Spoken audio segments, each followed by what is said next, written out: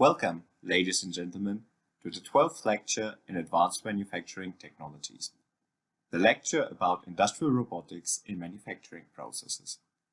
This lecture discusses opportunities and limitations of industrial robots as solutions to provide high productivity, quality, and adaptability at minimal cost for modern manufacturing environments.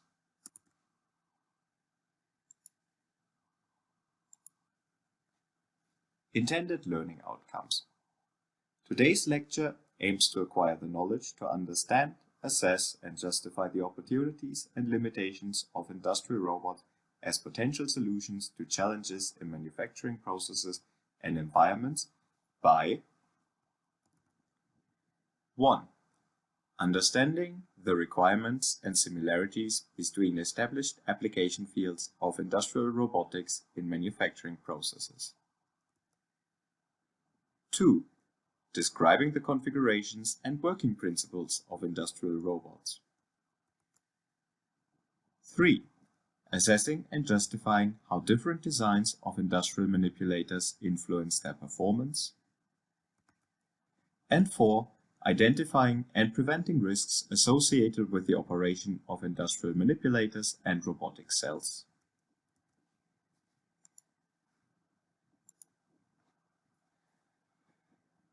Agenda. To achieve the intended learning outcomes, the lecture contains 5 sections. Section Introduction discusses definitions, history, and market data to identify for which manufacturing processes industrial robots have been used in the past. The section Configurations, or more simply, the shape of the robot, looks into which type of robot is used for which manufacturing process. The section Performance and Operation discusses the advantages and limitations of industrial robots related to performance matrices such as speed, stiffness, and accuracy, and how those performance measures are codependent on the type of operation. In that context, the type of operation means either programming the robot on a computer or manually on the factory floor. The section Safety discusses regulations and standards for the safe operation of industrial manipulators in industrial environments, as well as practices to prevent accidents. The last section focuses on global and the department's research activities concerning industrial robotics. Let us jump right into the beginning of robotics. The videos on this slide show common usage of industrial manipulators in manufacturing processes. The video in the upper left-hand corner shows a serial articulated manipulator with 6 degrees of freedom in a welding application. The one in the upper right-hand corner shows a machine tending task. The one in the lower left-hand corner shows a research project in which machine learning is used to create a trajectory for a robotic assembly. And the lower right-hand corner shows a simulation of a research project which combines inspection and metal deposition. You can see that all of these robots have one thing in common, that is their shape. They are all articulated manipulators.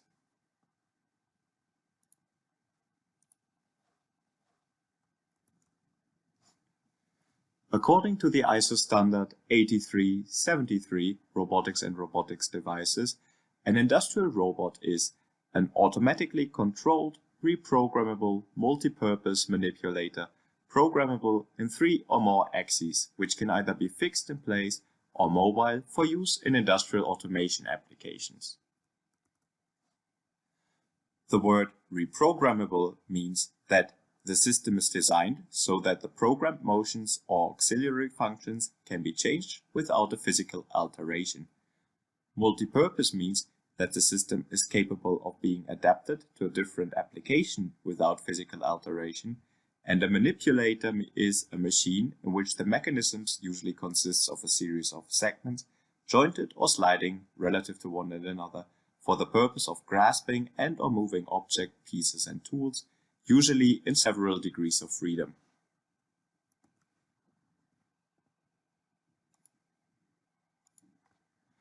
Figure 1 shows articulated industrial robots. which are most commonly found in manufacturing environments. Figure 2 shows a wheeled robot, which can also be found in manufacturing environments, but more commonly as automatically guided vehicles. Other appliances can also be vacuum and floor cleaning robots, which is one of the most established fields in personal or domestic services, with approximately 7.5 million sold units as of December 2018. Figure 3 shows biped robots. Biped robots are usually used for handicap assistance. In 2017, a total of 6,423 robots were sold, up from 5,000 in 2016, an increase of 21%. Numerous national research projects in many countries concentrate on this huge future market for service robots. In contrast to the household and entertainment robots, these robots are high-tech products. Figure 4 shows a Cartesian robot, which you will most commonly find in this lecture in terms of machine tools. But there are also other types of robots. Also, wheeled robots, biped robots, aerial robots, underwater robots, and nanorobots can be considered industrial robots, because according to the definition by the International Federation of Robotics, an industrial robot is a robot that is intended for an industrial application, and then there are service robots, which is intended for a domestic or personal application.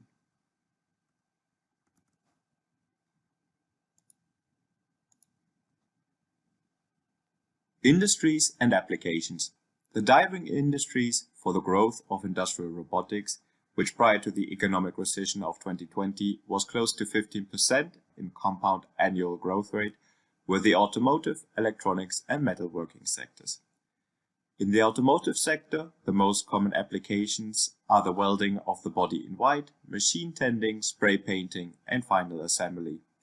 A driving paradigm for the automotive industry for the adoption of industrial robotics is the higher degree of product customization. In electronics, common applications are soldering, dispensing of glues, as well as assembly. A driving paradigm for the consumer electronics is the increasing demand for batteries, chips, and displays, which leads to a higher degree of adoption of industrial robotics. In the metalworking industries, common applications are machine tending, material handling, as well as laser or water jet cutting. A driving paradigm for the adoption in this area is to potentially create more integrated manufacturing concepts, like had been shown in the concept video of the inspection and metal deposition that has been conducted simultaneously by an industrial robot.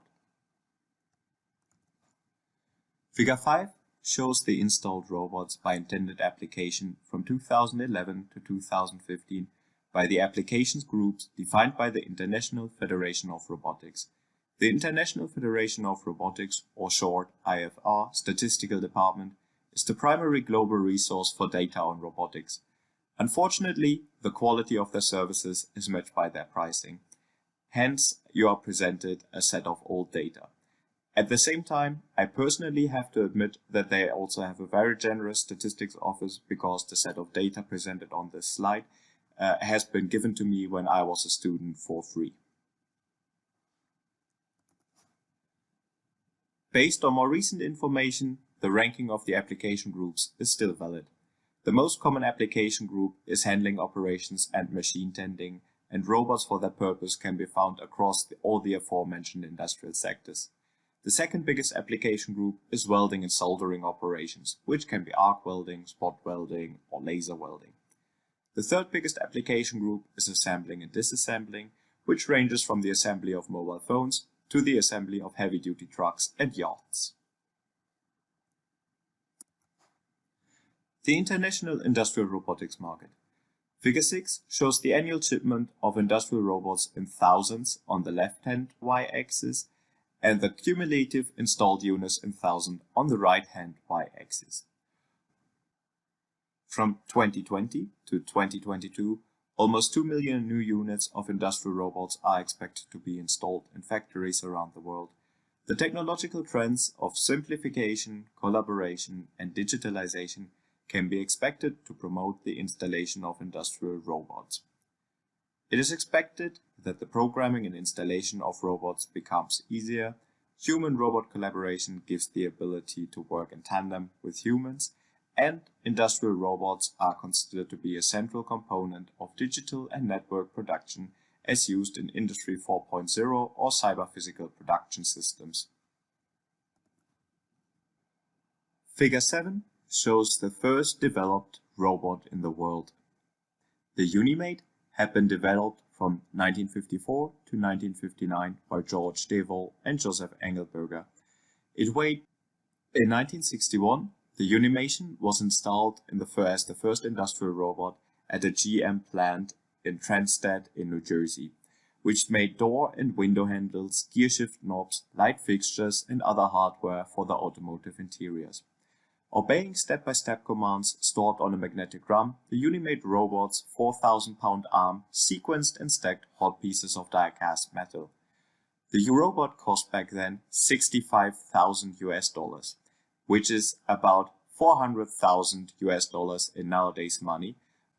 Due to delivery delays, Unimation, the company making the Unimate, sold the robot for only $18,000 back then. When it comes to prices, a consideration to keep in mind, a rule of thumb says that the cost of the installation of a robotic cells are up to 4 times the price of the actual industrial manipulator.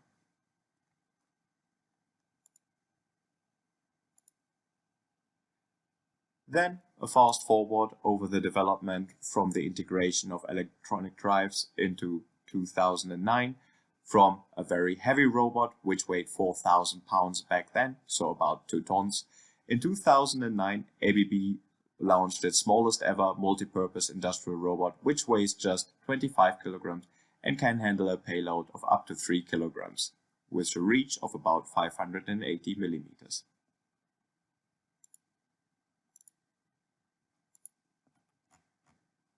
A last word on the International Federation of Robotics, as it is an organization which I will refer to in this presentation a couple of times.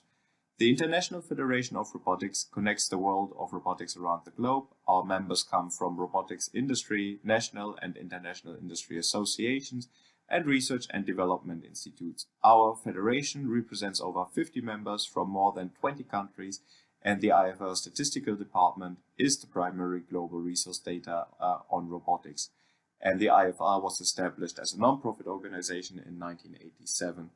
So from my personal point of view, the information that is provided here, even though it is not expressed in a very humble way, so the IFR Statistical Department is the primary global resource for data on robotics, is from my point of view true, as it includes 90% of the world's countries manufacturing industrial manipulators and includes all of the major players when it comes to national institutes and robot manufacturers.